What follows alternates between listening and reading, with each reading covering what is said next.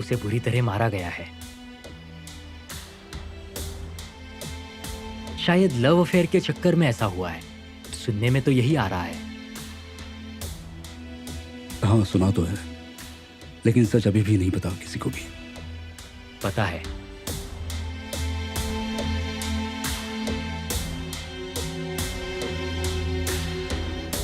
मेरा मतलब मुझे सच पता है।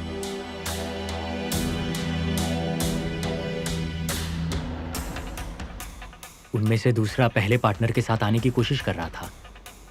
जब उसे ये बात पता चली तो गुस्से में आकर उसने उसका सर फोड़ दिया।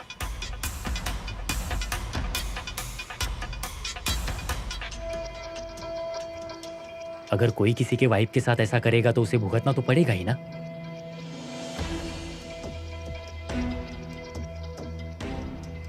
मैंने सही कहा ना? हाँ, सही बात है।